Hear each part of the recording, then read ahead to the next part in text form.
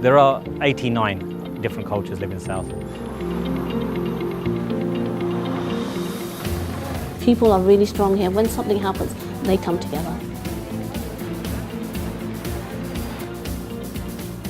Someone from Southall Community Alliance came along and said to me, would you like to become a volunteer as a health walks leader? And I thought, yeah, why not?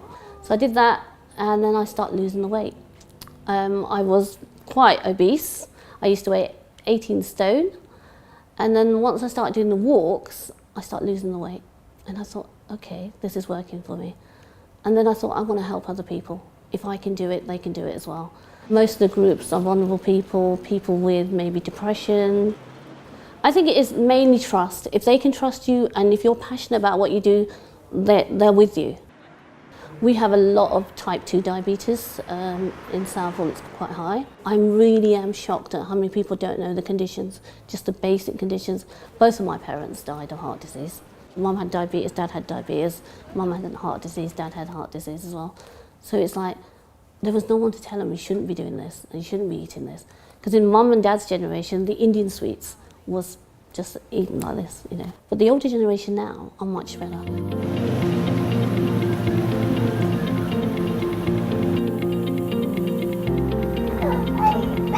Yes, park.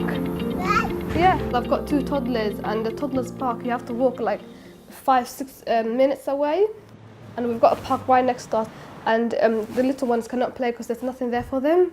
So if you have like a 7-year-old and a 2-year-old, it's going to be 2 separate parks. Some of the parks we have currently, we have outdoor gyms. Women cannot use that mainly because I have to cover my modesty when I'm using a gym. So those kind of gym would not be helpful at all. If we have a project or something that happening within the borough, one thing we lack of is like other communities knowing about it. So it'll be there, but only 1 or 2 people will use it. Use the Somali, those advocates, use them, they're the first person they get in contact. If they have gone to where they go for help and advertise, if you advertise it there, then they're more likely, and you tell them in their language, they're more likely to take part in.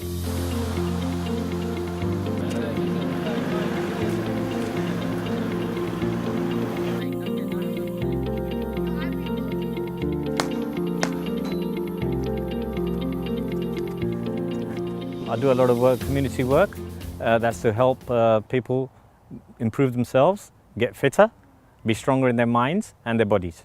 We support children that have many difficulties in life, whether it's from low-income families or whether it's children that have had problems within school life or life itself. Teaching life skills is a basic necessity today, and sport really helps them engage, and with that they improve greatly at school, with people, with friends, with families. There could be problems throughout the whole week where the child has had, and then we discuss that after training. In Southall, we have many gyms. We have beautiful parks here that I think are underused, and we need to get younger people out into the parks. My big vision in Southall to improve physical activity is to first sit down with people who hold power, who make decisions, who can actually say, yes, we can go ahead with this. Yes, that's been done by many people. Yes, leaflets have been distributed and put through the door and people have looked the other way.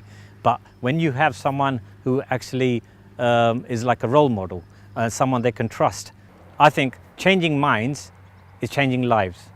Yes, it's an uphill struggle. Climbing a hill is an uphill struggle, but coming down is fun.